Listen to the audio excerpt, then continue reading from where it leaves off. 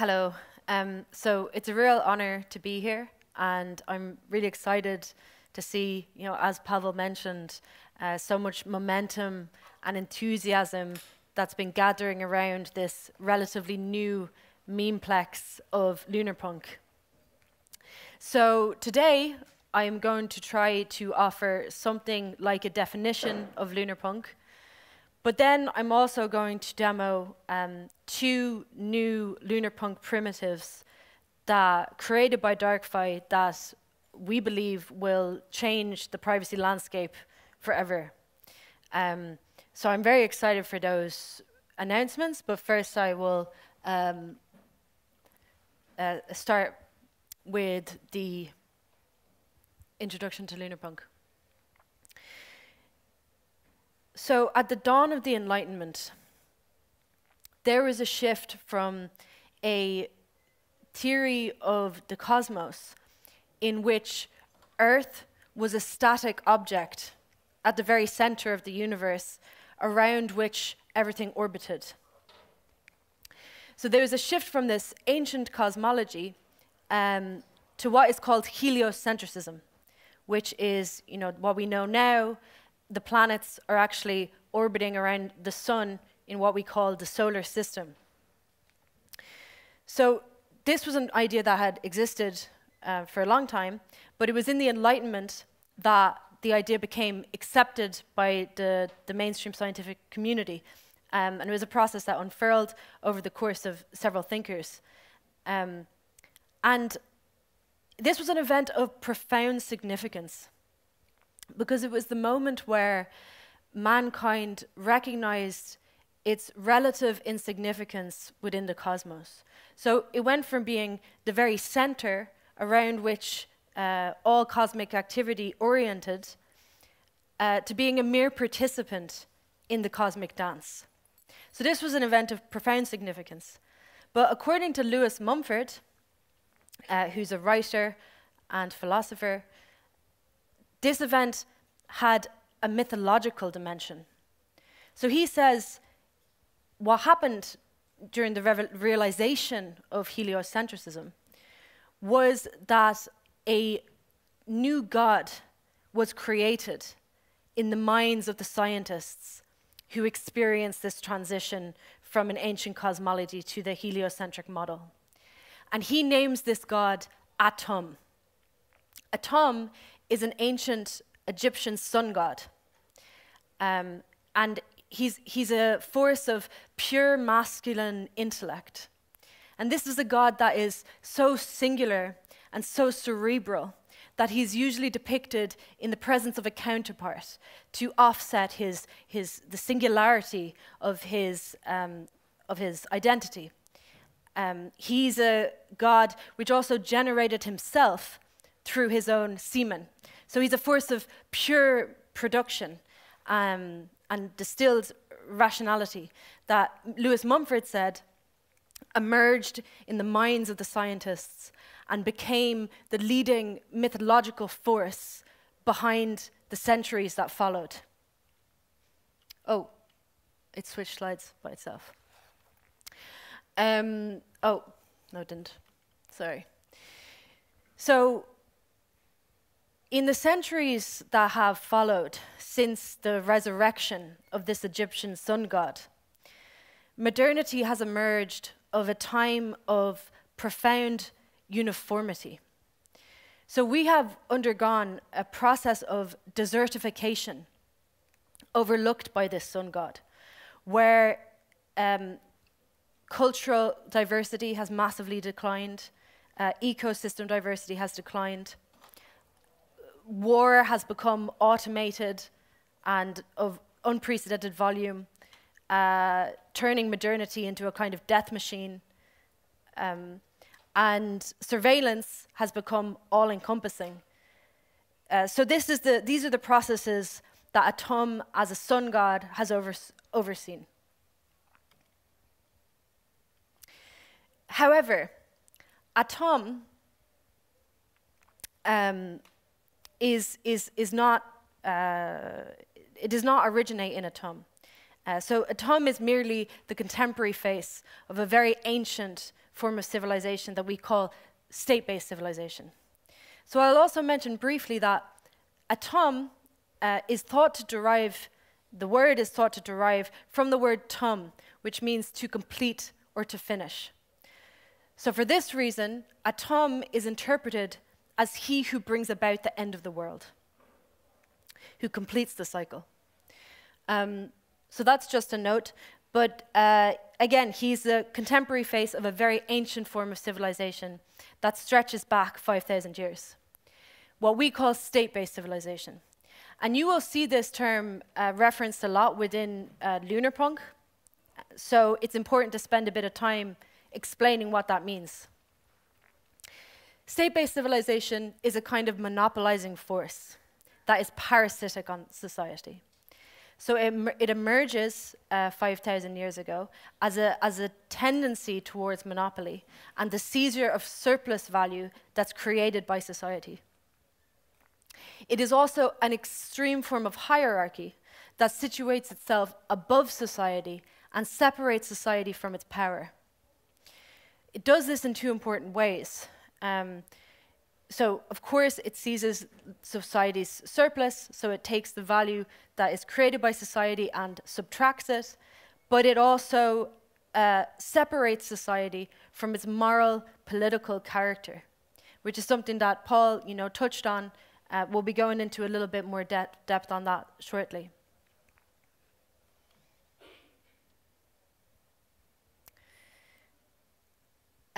But, as well as there being this ancient story of civilization that goes back 5,000 years, there is another story. This is an untold story of the underside of civilization, what Lunarpunks call the lunar cycle.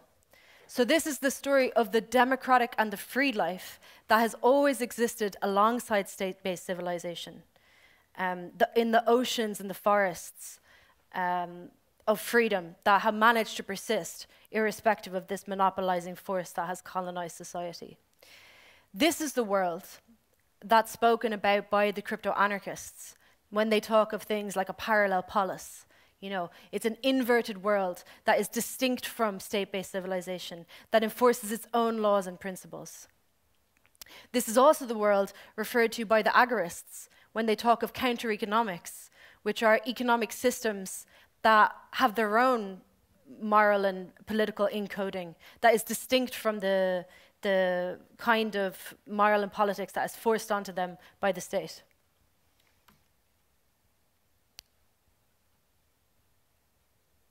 Oops. It says temperature warning. So, another definition for you guys. Lunarpunk is a revolutionary science fiction.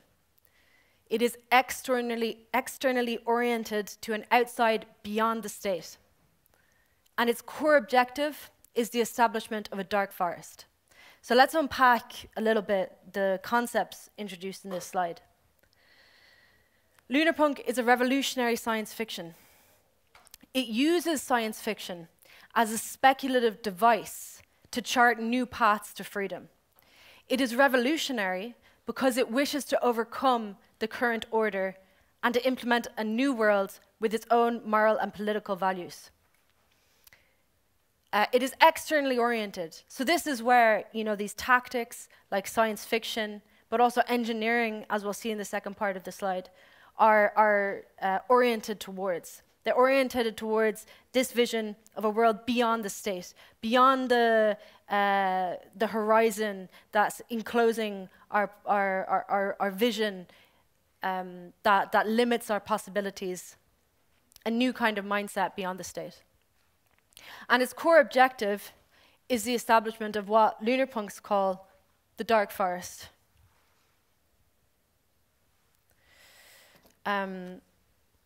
So the dark forest is a place of multiplicities stretching out in all directions. So it's a place of differentiation enabled by anonymity. What that means is anonymity, we'll talk about this more, is used as a tactic for communities to live their own moral and political systems.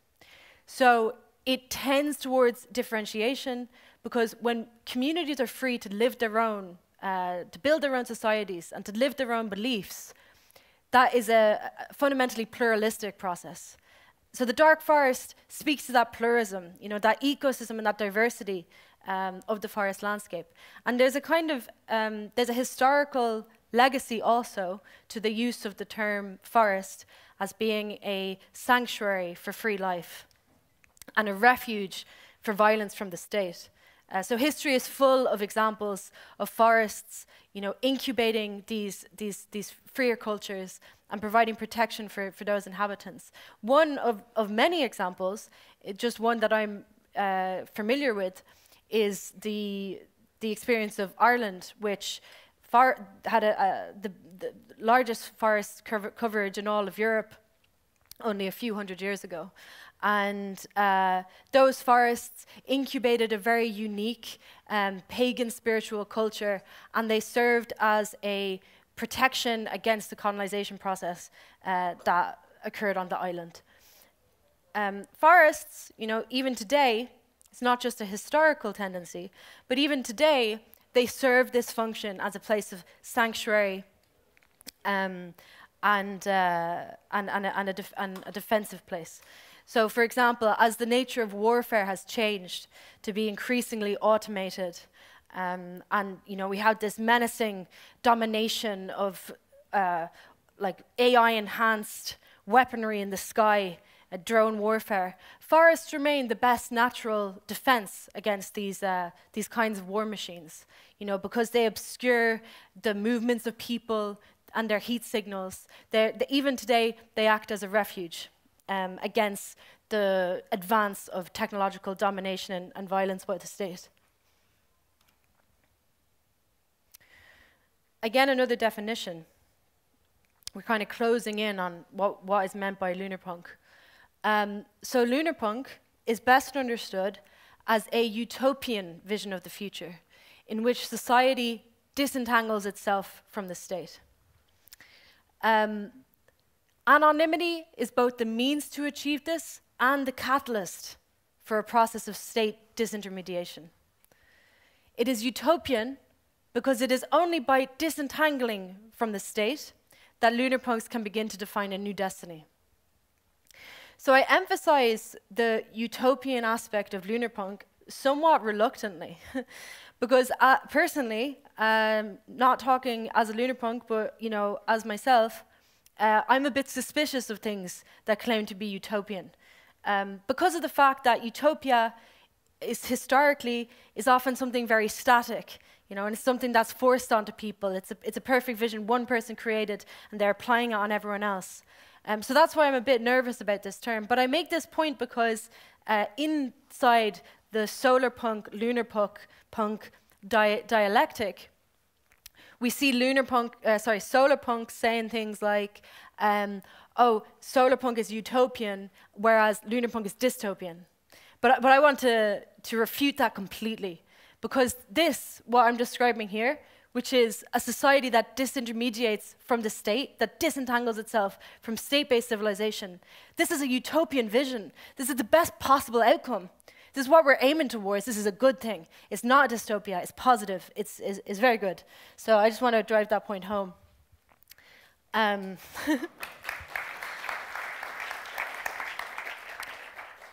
Okay, so I mentioned that anonymity has this double aspect. So it's both a means and a catalyst. And some of you, you know, a lot of you are agorists. You might be familiar with Samuel L. Konkin, who he spoke about counter-economics in a very similar way to how I'm talking about anonymity. So he said, like, counter-economics, he calls it the means-ends equivalence of agorism, where the means is also the ends. The means, which is, in the agorism, defining economies outside the state through peer-to-peer trade, is also the ends of a stateless society. So this was Konkin's position, and Lunarpunk adopts this, but it repurposes it as anonymity serving this function. But you know, we also go further. So we recognize that there's a strange interaction between anonymity and surveillance, where we have these two processes running concurrently. And they are trapped in a kind of cycle of mutual escalation, where the more advanced and all-pervasive surveillance becomes, the more anonymity techniques must adapt in order to counter them. So we have both happening at the same time. We have the worst surveillance systems that have ever existed today, but we also have these incredible cryptographic techniques that allow us to bypass them. So they're developing at the same time. It's a cycle of escalation. The Lunarpunks believe that if you leave this process running long enough, it actually triggers the collapse of the surveillance system. And the way that happens, the mechanics of that is very similar to that of a guerrilla insurgency against a state. So what happens is you have an insurgent group that is declaring its freedom, and the state cracks down on them with extreme violence and brutality.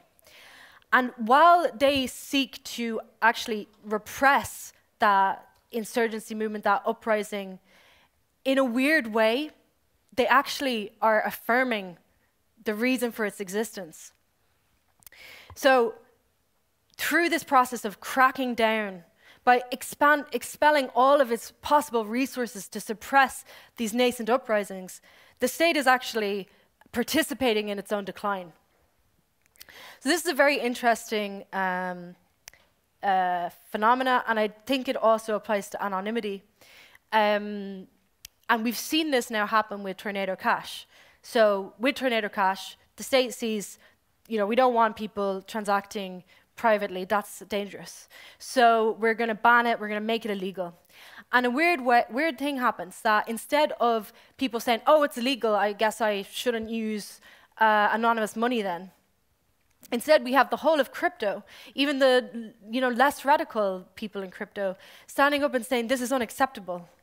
And if you go to, for example, the Tornado Cash community channel on Telegram, you will see everyone there, rather than going offline and saying, oops, it's illegal, probably shouldn't contribute to the community anymore. No, they're participating even more. They become radicalized. So they're sharing links how to access Tornado Cash from IPFS, decentralized, unstoppable ways. They're defending themselves. And I believe this process will continue to escalate. This is how these two parallel processes of escalating surveillance and anonymity are very important to the Lunarpunk imaginary. So, this is, again, to come back to this point of utopia, I want to clarify something. Lunarpunk does not seek to engineer a perfect society, top-down engineer, apply it onto people. No, it is focused on regenerating moral and political society. What is that? Moral and political society can be understood as the free conscience of society. So again, Paul kind of touched on this in his talk, but societies, cultures, when left to their own devices, they have morals and politics.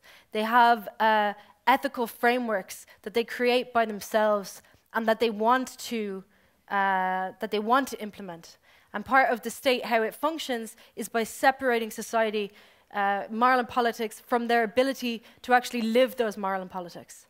So it creates a severed mindset in the people, and it separates them from the ability to live according to their principles. So society has been trapped by this state-based society that emerged 5,000 years ago. It has been disempowered and defanged in a very literal sense. Therefore, self-defense is a core tenet of Lunarpunk ideology. This has a few different dimensions. So there's a practical dimension. We've spoken about privacy, technology, notions like self-sufficiency, but it's also ideological, the question of mindset. is really important because, you know, so much of the colonization of society, it come from the practical thing of taking away people's weapons, but also the deeper, more spiritual crisis of separating people from the ability to articulate and to live their own moral and political frameworks. Okay, so that was the brief overview of what is meant by Lunarpunk, and you know, we can discuss this more in the questions at the end. But you know, now I'm going to switch to the more practical part of the presentation, and I'm going to make 2 announcements which I think are really important, and I'm so excited to make them here on this stage, which has been shared by some of the best minds, the giants of our community, including Jay Stark, to whom I would like to dedicate these demos. You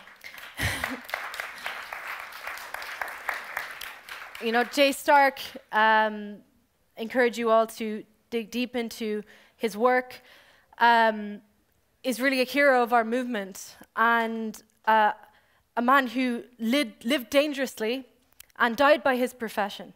So to quote Jay Stark, you know, live free or fucking die. These are not empty words. Okay. Oops, there's a slight delay with the...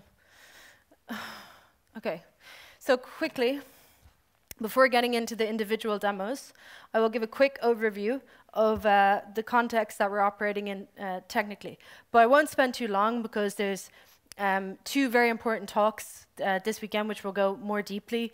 One is tomorrow at 12 from our lead dev, Parasite, and another is, I believe, also tomorrow at 2, which is a workshop.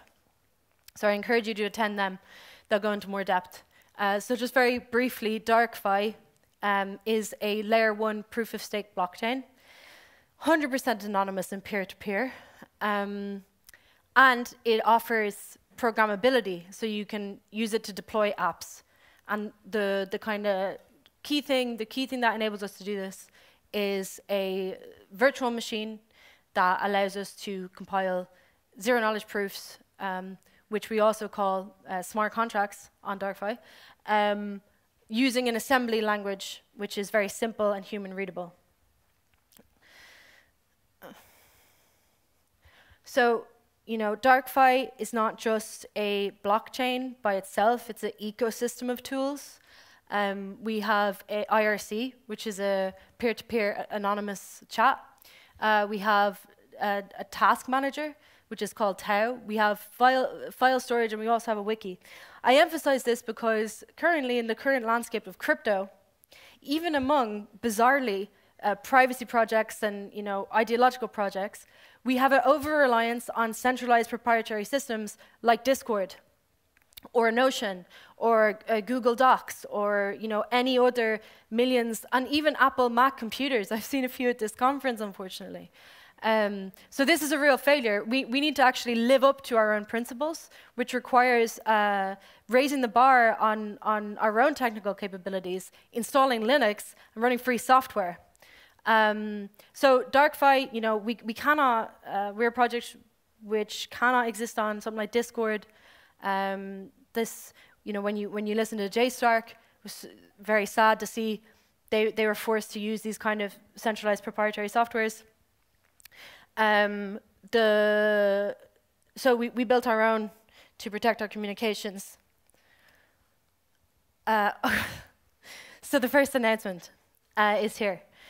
I'm announcing a new primitive called DarkOTC, which is a 100% anonymous, 100% trustless, and 100% peer-to-peer atomic swap from any currency to any other.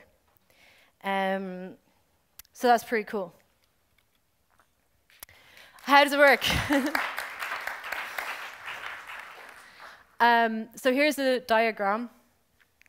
Basically on DarkFi, we're UTXO blockchain. So you know you have like Ethereum, it's account-based, Bitcoin is UTXO. So we're on the UTXO paradigm where you have inputs and outputs to your transaction. On normal DarkFi transactions, you can have any number of inputs and outputs. That's to allow, you know, this more programmable, more complex kinds of transactions, smart contract transactions, and so on. But for this particular tool, there's only 2 inputs and 2 outputs, and that's it. And the transaction happens in 2 parts. So we first create a partial transaction, and secondly, we both verify it's 2-party, it's the atomic swap peer-to-peer, 2-party trade. So first we set it up, then we verify it's correct, and we sign it. This is necessary to ensure that, like, no one can back out of the transaction halfway through. So it either goes through or it doesn't, but like there's no money loss either way. Okay, so in DarkFi also, a core technique that we use, which is, you know, very common across privacy, is the mint and burn paradigm introduced by Zcash in Sapling payment scheme. So here you can see we're in the input step. We're burning the coins that we want to sell, and in the outputs we're minting the new ones. So you can see that in this case we have Alice and Bob tokens. The first step, in Alice's transaction, she is burning the tokens she wants to sell, the Alice tokens, and she's minting the Bob tokens at the same time as Bob is burning the Bob tokens and minting the Alice tokens. So this is an anonymous technique to allow fully peer-to-peer atomic swaps. Okay, so now I'm going to show you a video recording of this in action. So we're going to see, I'll turn so I can see the screen. We will see this play out. Oh yeah, here we go.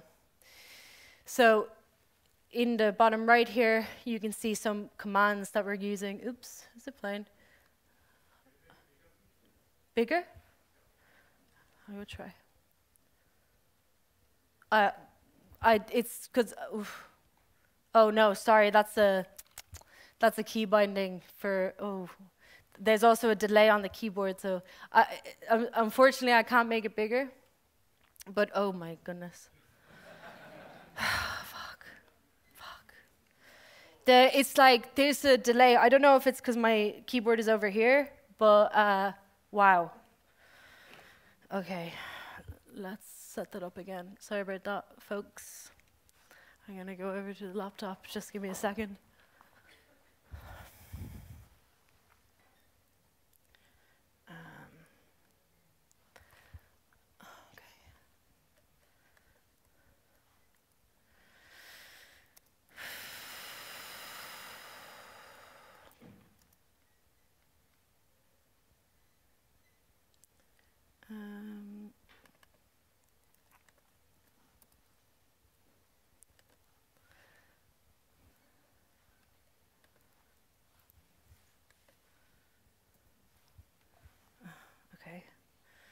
And then,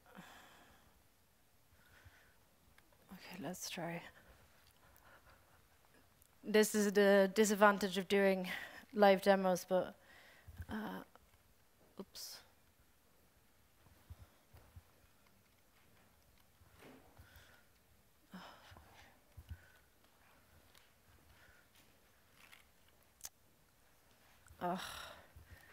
Oops, this is the... Sorry, I've completely scrambled the presentation now. Damn. Oh my god. No. What the fuck? It's also that the keyboard is delayed, so it's just like there's just no response from the keyboard. So I don't know if it's because of the distance to the HDMI or... Okay.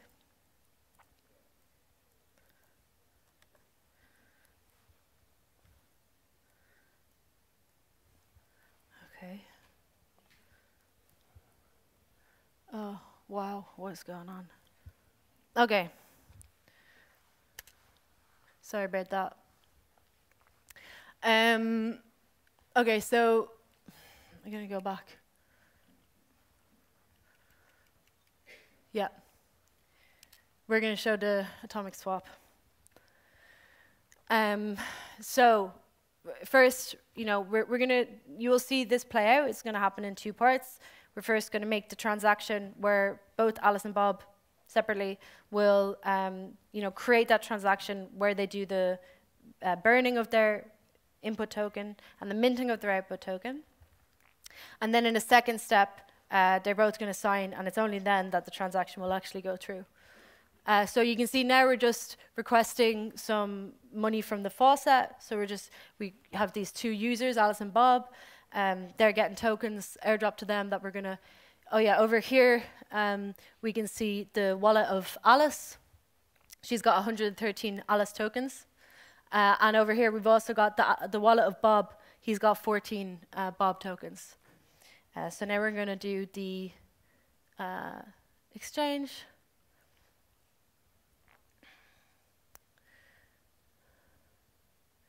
Yeah, so exchange this keyboard. Oh my God. Do you see there's this delay? Sorry about that. Okay, so I'll just pause it for a sec and show you what's happened so far. Okay, so yep, so we skipped ahead a lot. We're here over here. Yeah, this is Alice, who's creating her first half of the atomic swap. Next, we're going to see Bob. You can see there's a little debug output where we can see everything is correct, the mint and the proving keys and etc. So now,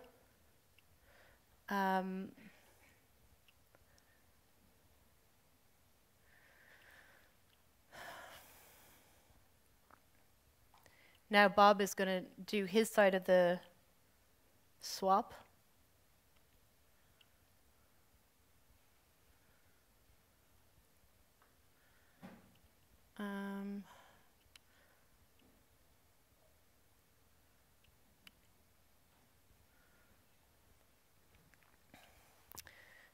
So yeah, because, okay. Blah, blah. Yeah, so here you go. Now Bob's created his, and he's just inputting what are the tokens that he's going to trade, what is the amounts. Now you can see that it's created it's loading up the ZK proofs, which are enforcing everything. And the next step is they're both going to verify that everything is correct. And then they're going to sign it, and it will be done. So you can see they're exchanging these partial swaps, which is the first half of the transaction. Okay, oops, go back. Yep, and you can see over here, what's interesting is the debug output.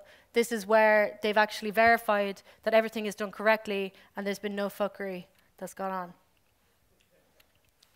Okay. Yeah.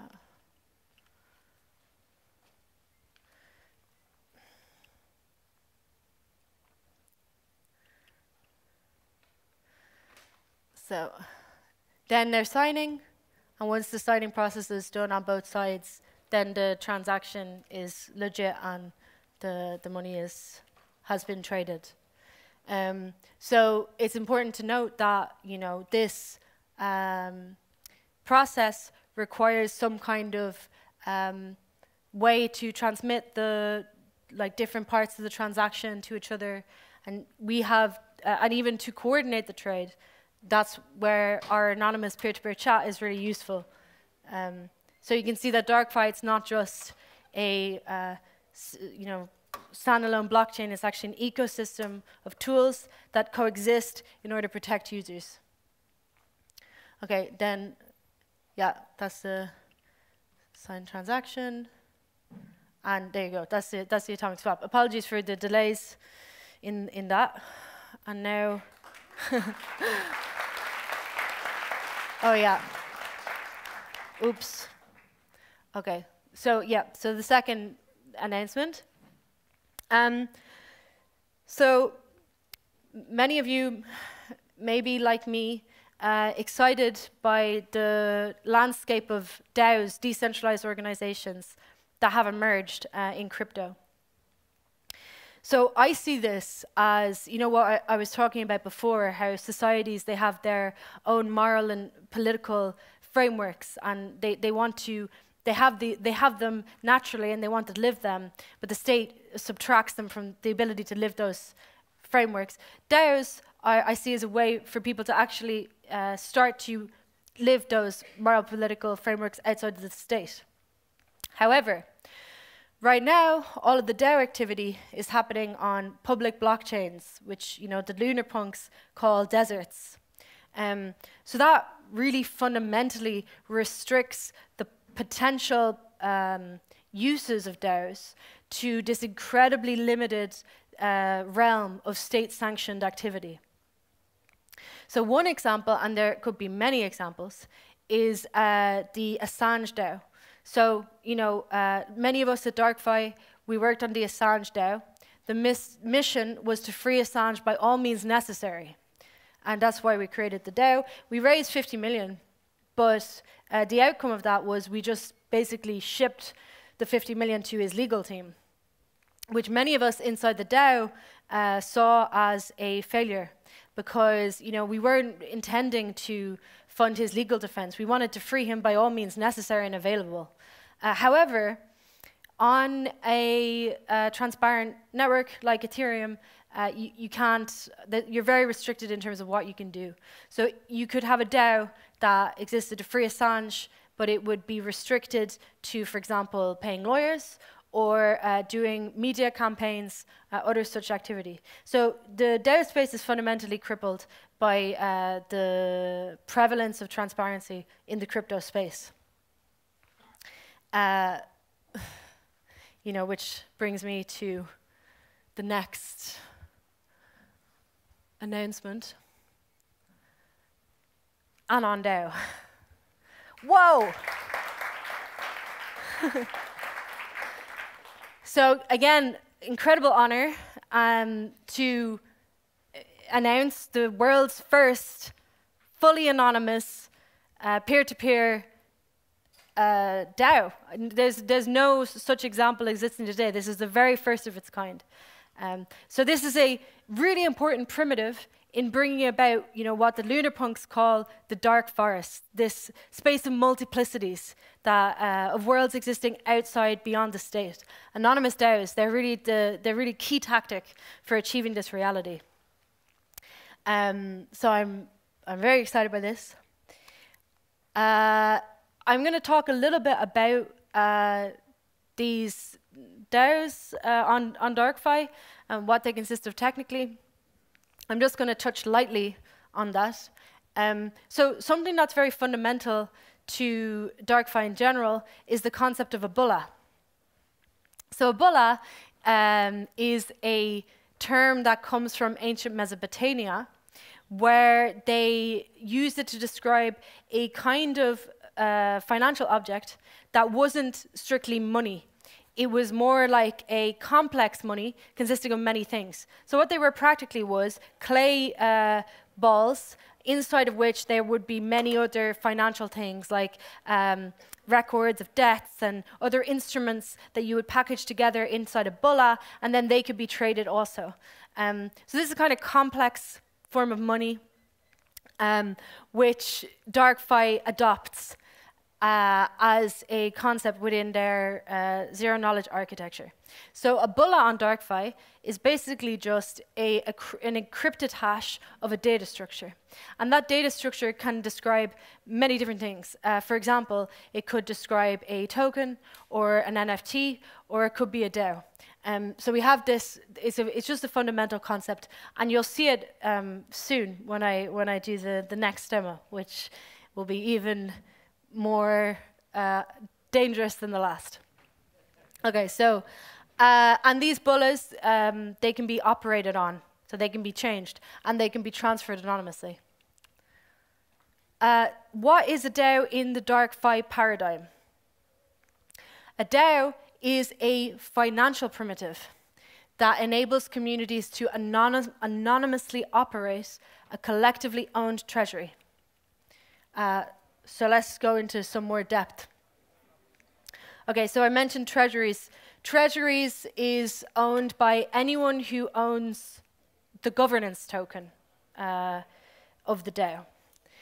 If you own the government token, you have the ability to make proposals, vote on proposals, and move money from the treasury if a proposal passes. And the essential mechanism that's introduced with the Anon DAO that I'm announcing today is that we are voting to transfer money from a treasury to a public key specified in a proposal if certain conditions are met. So these are the conditions.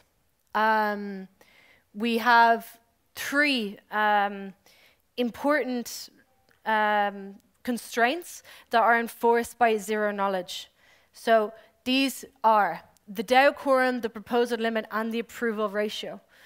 We'll see these when I do the demo. But what that means is the DAO quorum is the number of governance tokens that must be allocated towards a proposal for it to be considered valid. So say you have like 1,000 gov tokens in circulation. You can say that in order for a proposal to be able to be executed, there must be 90% of all tokens that exist staked on that proposal. Or you can set it in whatever way you want. Then we have the concept of a proposer limit. So this is the amount of governance tokens that you need in order to make a proposal.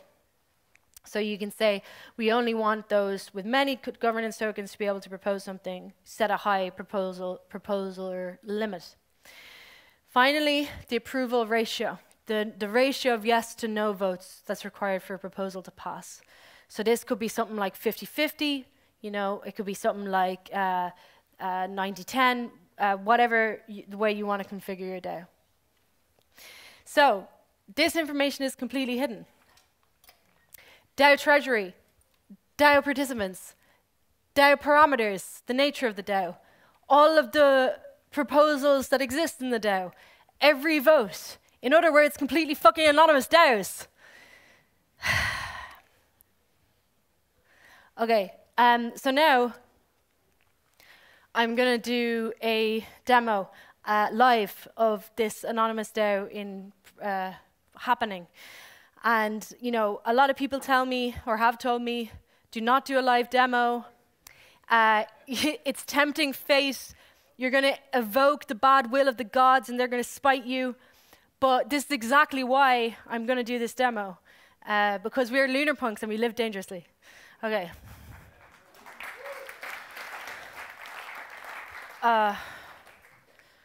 Okay, yeah, I think I might just do it on my computer, because the whole delay on the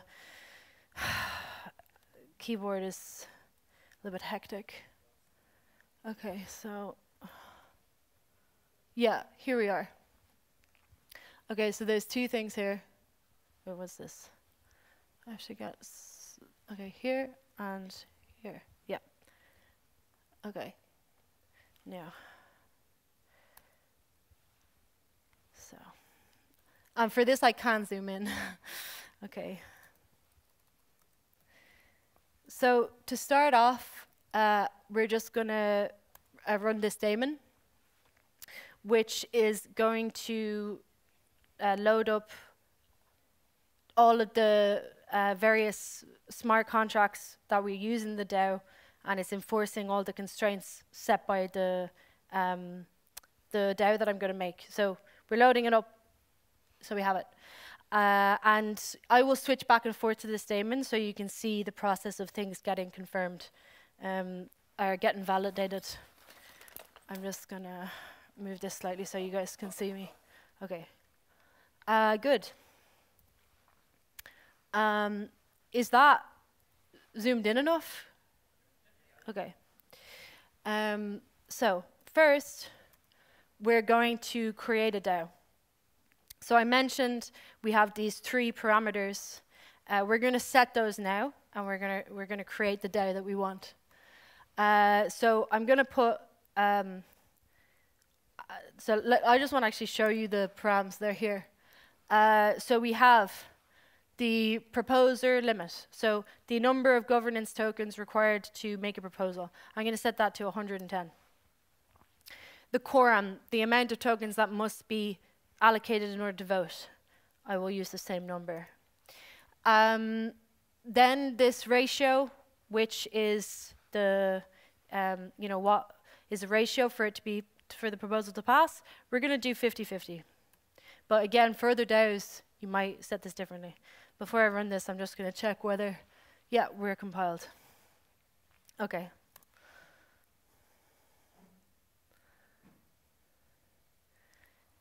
So that has just created a DAO and is outputted the DAO bulla. So this is the encrypted hash, which contains all of the data information about what that DAO is, but it's fully encrypted and anonymous. And the only thing that you can see on chain is this bulla. Okay, so now we're going to mint some tokens for the DAO. So the joke is like, wouldn't that be nice if in real life we could just mint tokens for ourselves, like I'm going to do now, but this is not real life. Okay, DAO mint, like whatever, yeah, something like that, to the public address of the DAO. There we go. Okay, so we're going to see now if I go. It should work now if I show the DAO balance. Oops. That we have that number, 100,000 darks in the treasury. And I'll mention here that there are 2 tokens that I'm going to show in this demo. Darks, which are the treasury that the treasury consists of, and gov tokens, which are the things that you use in order to operate the DAO. So there's 2 tokens here. We'll see that now as we use the DAO. Okay, so next, we're going to create some users who are going to interact with the DAO.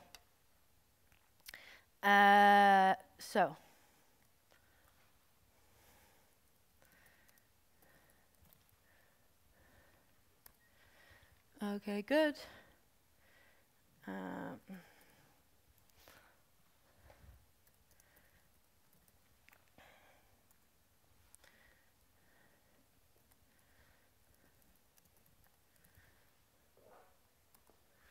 Yeah, good. So again, we've created these wallets. We're now going to airdrop some governance tokens to them. So, oh, I'm actually over here. I want to go. Okay.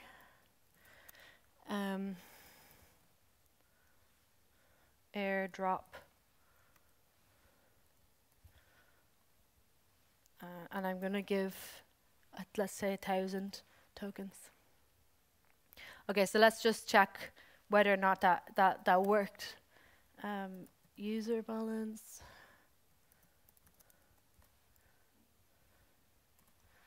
Yep, so here you can see, you got the dark tokens above, here you got the gov tokens. We distinguish in this demo between them. So I'm just going to do the same process for all the other users.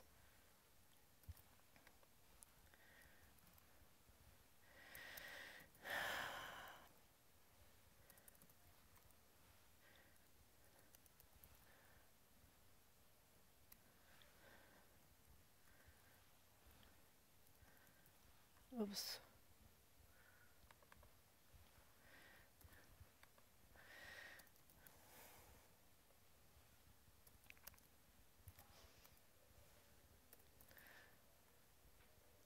Okay, looks good. Okay, so now everyone has tokens. All of these people have the ability to make proposals to the DAO and also to cast votes. So we're going to do those 2 steps now. So this user over here is going to make a proposal. So the proposals now, as I said, we're just specifying we're making a proposal that to transfer money from the treasury to public keys specified in a proposal. So that's what we're going to do now.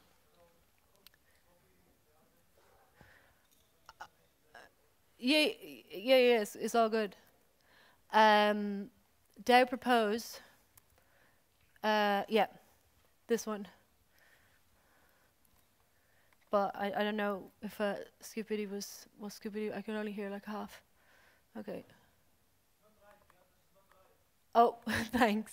Oh, I need to. It's because I need to zoom out for a sec. Thank you. Okay.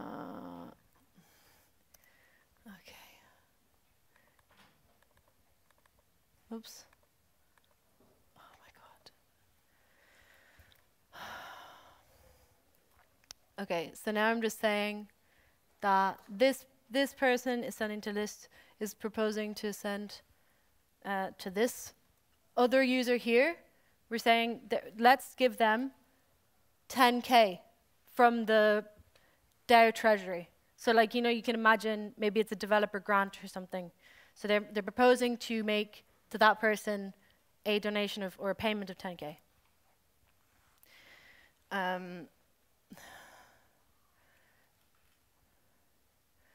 So if we switch over, oh yeah, it's created now. So here you can see the proposal bulla. Again, this concept of bullas. And we're going to use that in a sec, but first each of us going to cast a vote. So let's vote on this proposal. This user is going to vote yes, because like that would be weird if they didn't. Okay, DAO, vote, yes. Okay, looks good.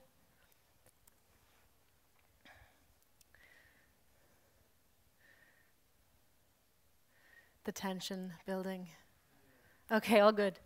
The vote is cast. Okay, so they have just voted with their governance tokens. Yes, we should transfer that money. Okay, we're going to do the same process for the other guys as well.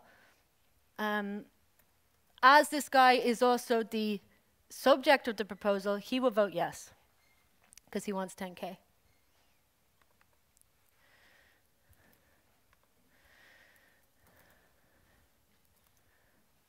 Yes. Okay.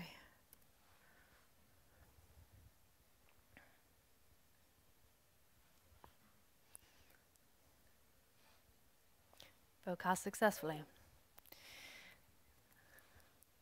Finally, this guy's going to vote no because he doesn't like the other guy. He disagrees. Vote. No. Okay. So, you know, we've created this proposal. Votes have passed. We have committed already. They all got 1K in the airdrop, so there's 3,000 tokens involved here. So we're well beyond the limit of the quorum. And also, you know, the guy who made the proposal, he met the proposal limit. So everything seems to be in order. Let's try to execute the proposal. So we're going to orient over to this guy. And we're going to call DAO exec. But to do so, we need this proposal bulla. Okay. And this is the most interesting step, because this is the point where all of these zero-knowledge constraints are most rigorously enforced. So no money will be spent from the treasury unless very, very, very strict conditions are met. So this is also the most liable to failure when it comes to the demo. So I hope everyone's suitably nervous. Okay. And then we're going to put the proposal bulla. Does everything look? Everything seems to be in order. Okay, DAO exec. Execute. And if we quickly switch over to the... Oh, okay, I was going to show you. But actually, the proposal is executed successfully. So if we, out of curiosity, check the DAO balance, we should see that there's money missing. Yes. So the money, and if we go over to the guy who received the funds, which I believe was this guy, we can quickly go over there. Then user, we should see that he has received 10,000 darks alongside his Gov tokens. So that's it. That's the anonymous DAO.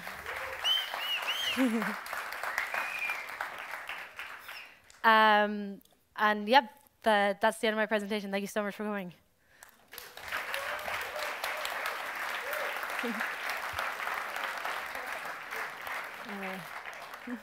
Oh, and if you have any questions, feel free to ask. Oh, yeah, do we have a mic or something? Oh, do we have a Michael? Yeah. Sorry, say again. How do I know? Also, Goa is not included in the code itself, so how do the other guys know which contract or proposal are they voting on? So this is a pre-alpha prototype, but in the actual live product on mainnet, you will be casting your vote on a proposal that will be specified in the vote. So yeah, that's a strange thing about this quick implementation, but it's in the future will be for sure. You will need to know the proposal bulla in order to cast a vote. Any other questions? Yes. What about the proposal content? What about the actual proposal content? You know, I'm a user, somebody has proposed something. How do I see what the actual proposal is, not just the villa? So this is where DarkFi really stands out, because it doesn't see DAOs in this very limited sense of being like simply, for example, on ETH, simply a multisig. DarkFi has a more holistic view of DAOs, where it's not just a question of this financial primitive that allows us to collectively operate treasuries. It's also the whole ecosystem of tools that exist around it. You know, so we have anonymous chats where you can build communities and you can discuss proposals. So that's where I see, like, through the DarkFi peer-to-peer anonymous chat RRC, that's where I imagine most of these proposals will be shared and discussed. There could also be forum software, but that's it again. If like, what are your, as a DAO or as a community, what is your threat model? Do you want your proposals, do you want to discuss them in public, or you want to keep them inside encrypted channels, for example, on the anonymous IRC that we've built? Can you speak a little bit about the proof of stake protocol, like how it's being validated, and like if there are polls, or like just a brief overview of how it's been? Yeah, definitely. There will be, I hope, a little bit more content on this weekend, but we're at the DevNet phase, so we've literally just merged this proof of stake onto master, but we're not even at the stage of like rigorous testing yet. So, but what it will be is a anonymous proof of stake that is a kind of simplified version of Ouroboros Kryptonus, which is a thing built by the Cardano research community, which is a kind of proof of stake that uses these techniques pioneered by things like Zcash of anonymously staking and not announcing who the leaders are. And well, that's actually, I think DarkFi is working on a particular version of Ouroboros Kryptonus, which also hides the leader. And we also simplify the actual consensus. So we use that as the cryptography behind the anonymous staking, but we simplify the consensus rules basically to Streamlit, which is a highly simple consensus system. But yeah, I'm not working on the blockchain personally, so I can't speak too much more than that about it.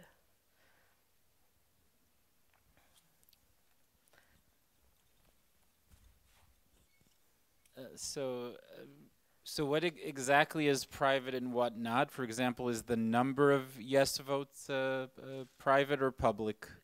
Completely anonymous. The number of votes are anonymous. The way the votes were cast is anonymous. Like what the votes were, who the people were. The things that are tricky, like in this current implementation, is basically you have to do some kind of permissions access when it comes to the actual DAO private key. So anyone who has the governance tokens can, you know, make proposal, make votes, participate in this process. But then there can be another quorum of, or another group of users who have access to the DAO private key.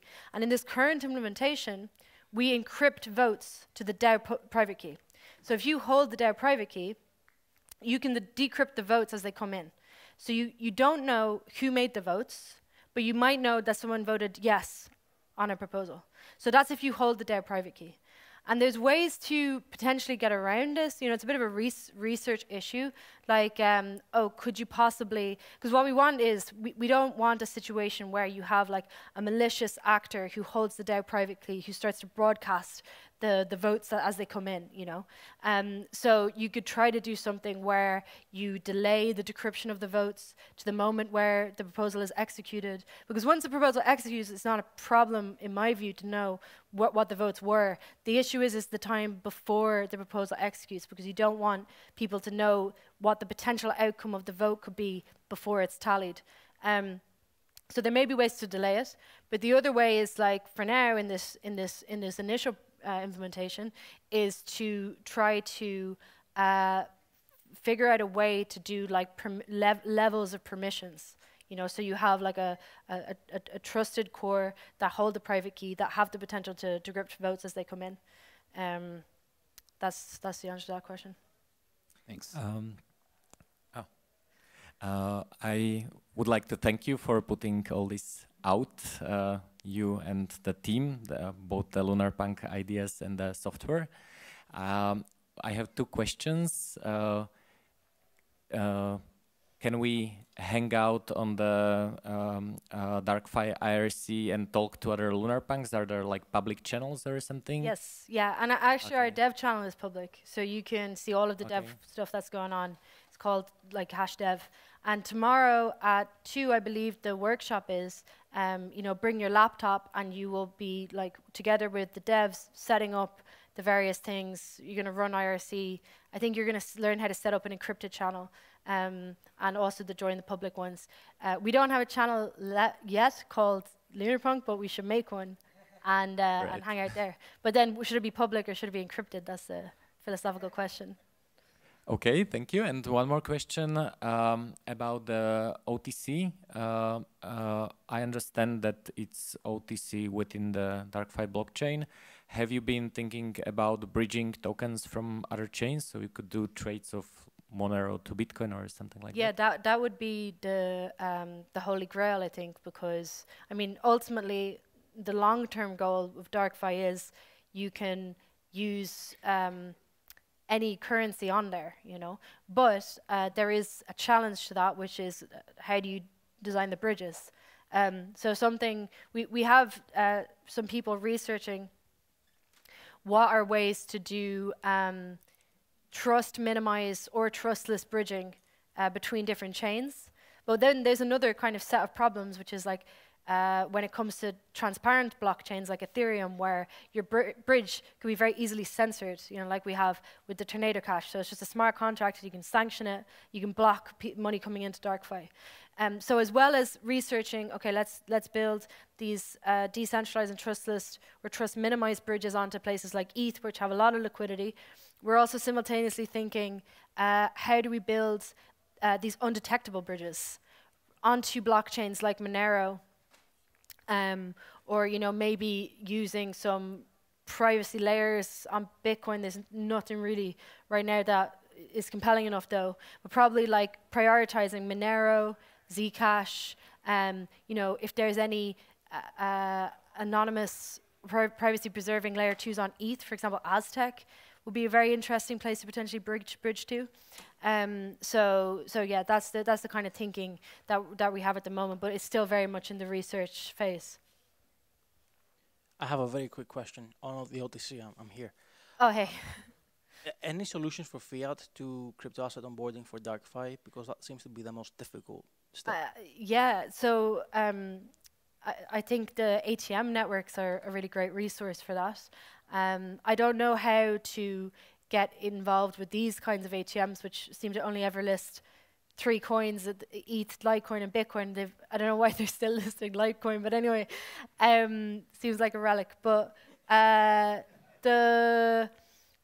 we know someone else, another ideological engineer who's building open hardware, and he's making open hardware ATM machines that he wants to distribute, and they're nearly ready, and they have an AMM on the back end, so they're actually like natively built to zk Sync, so that's where you conduct trades as against this AMM. So I think what would be really nice is to use that as a way to onboard people to DarkFi. So somehow, I guess it would, you know, again, it's a bit of a research question, but if we had some kind of a bridge to zk Sync, then we would be able to use those open hardware ATMs to bring cash into DarkFi. This is a political project, yes. So I'm not sure how well anonymity and political activity bonds, you know? I mean, within a DAO, if we are fully anonymous, at least can we be pseudonymous so that we can be in political cloud and be more efficient operators within the DAO environment, be able to, be good actors, of course, to more efficiently promote our proposals and so on, or everything is, anonymous. Nobody knows who my persona is or how many government tokens I have, and thus, everything is a dark forest where we can see nothing. Well, really. Yeah. So that's completely up to you and to your DAO and your community. And that's brings up a really important point, which is that it's not that we're forcing everyone to do things a certain way, make everything anonymous, although that's what we highly recommend. We're giving people the choice to optionally reveal things when they want to, but only if they want to. We're making it a very rare and extreme case. Whereas the current paradigm forces everyone to be transparent, and if you want to hide information, it's exceedingly difficult to do so. So in a way, we're just correcting this. We're making it so it's automatically everything is anonymous. But if you really, really, really must, like say for example, you're a DAO which wants to reveal the balance of your treasury for some reason, you could do that if you wanted to. No one's forcing you to be anonymous, but depending on, again, your threat model and what is the nature of your community, that will dictate what you should reveal. Yeah, I have 2 questions. Well, I understand that the Bula hash primitive is a creation from your team. Is it formally described anywhere? The Bula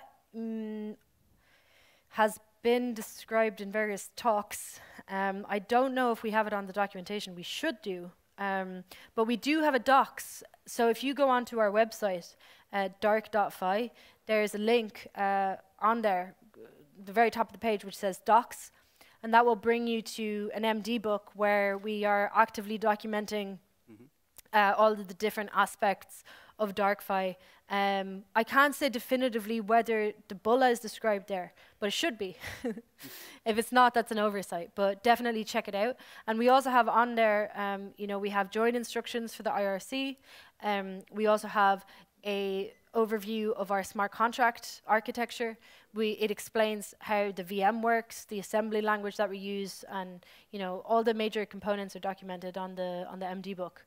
Thank you. And it's been a while that I don't look at DarkFi myself, so probably my knowledge is a bit limited. But as I understood it, the consensus system was federated before, and now I think you want to have a proof of stake consensus. You have plans to launch a token, or how are you going to distribute it? Because I think proof of stake has a problem to make the initial distribution of the tokens if it's not with a token sale or similar? Yeah, so it's a really good question. I think distribution is very key. But about the federation, like we have not launched any blockchain. So we don't have a federated blockchain or a decentralized one. We don't have one right now. We're still developing these things. So like for a while for testing, we deploy some of these apps in centralized environments just to test, like, how does the cryptography work? How does the architecture work? But it's not to say that we will ever launch with a federated blockchain. We plan to launch with a decentralized one, but it's a really important point to make about the token distribution, which is very critical to proof of stake, because one of the nice things about the proof of work consensus system is that you have the fair launch, you know. So like from the beginning, people can start participating in the network and they get rewarded, and that's a really nice property of proof of work. Proof of stake doesn't have this; it presupposes a kind of pre-sale, which is difficult. So you know, again, and if you have input on this and ideas on how to do this well, please tell us. We're actively researching ways that we can bootstrap our community to be participants within the network in the most fair way possible. Again, with the keeping in mind the fact that the proof of stake, in order to bootstrap, requires a wide base of token holders. So again, it's an ongoing question, but we would love community input on that. So I cannot allow any more questions. We're already very over time. Thank you so much. But thank you so much for all of your questions, and thank you so much, Rose.